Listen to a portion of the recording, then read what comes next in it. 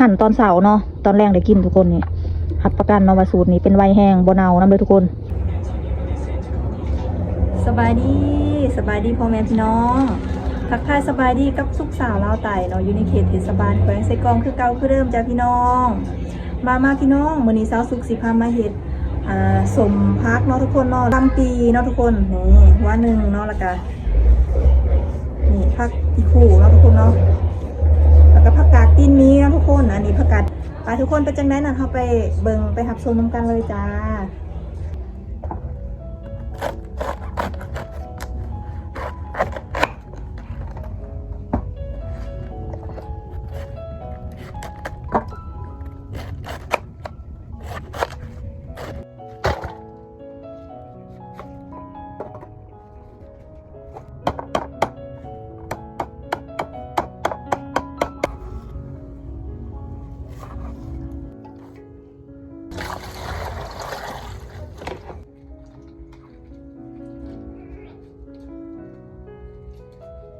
ใส่เกลือเนาะทุกคน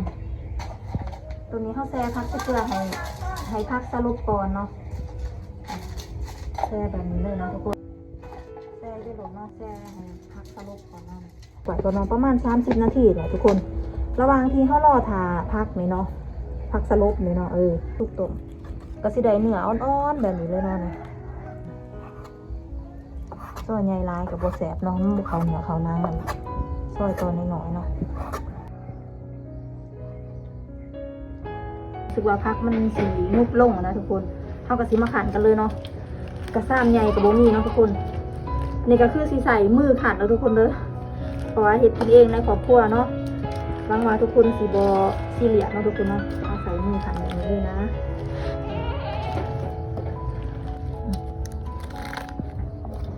ของละซ้ำบันไดแล้วหนังเคี้ยวมันจะออกนะทุกคนหนังผมหนังหุ่นมันอะไรเลยเนาะเราเฮ็ดท้ายทำแนะนำซอยนี้ล้างลายๆหนังเลยทุกคนเด้อ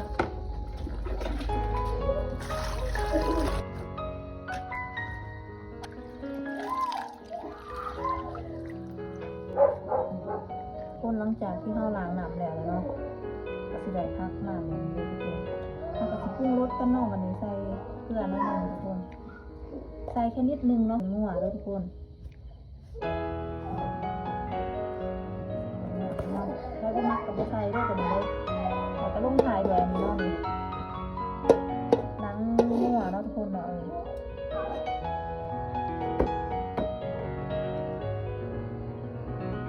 มันหนังเป็นชุกแล้วนะครับนี่เนาะกับเขาเนี้ยอะไรทุกคนเขาหมูชุกเนาะใส่แบบนี้ด้วยเนาะขึ้นก็แป้งนัวนะทุกคนให้บ่มักกับบ่ใส่เลยทุกคนเลยแต่ว่าวิธีการเฮ็ดกับบ่ง่ายแต่กับบ่ยากเนาะสิยากแน่ก็คือตอนขันนะทุกคนขันบ่ได้นี่ผักจะบ่สมทุกคนมันจะออกมันสมเนาะการเฮาขันได้มันก็สิสมเลยเนาะมื้อนึงก็ได้กินนะทุกคนแล้วก็พาหมอเพิ่นไว้แบบนี้เนาะทุกคนมื้ออื่นเช้าเนาะมื้ออื่นเช้าเฮามาซิมเบิ่งนํกันเด้อทุกคนเด้อนี่พี่น้องมาพี่น้องหลังจากที่ว่า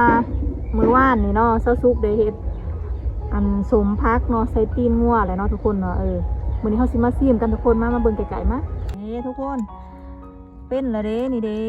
หอมกุยๆแล้วเนาะสมพักใส่ตีนงัวเนาะทุกคนเนาะ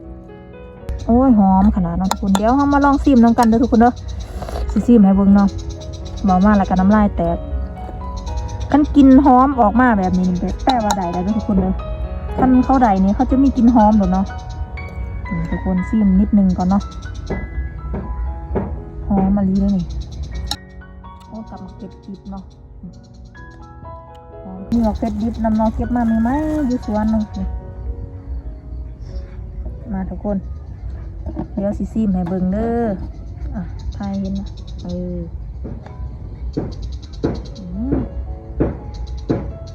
แล้วสิให้น้องซิมนำเนาะสิให้แม่ซิมนำด้วยทุกคนว่าเขาสิว่าจังไรเนาะนี่ทุกคน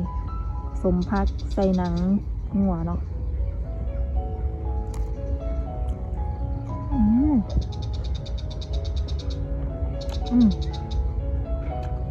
สมกำลังดีเลยทุกคนกินกับข้าวเหนียวเลย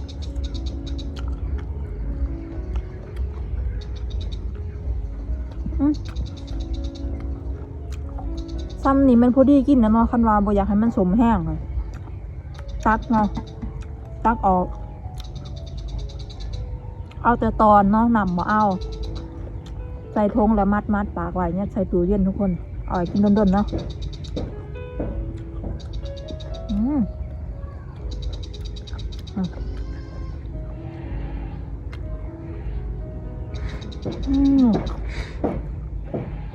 มาเพชร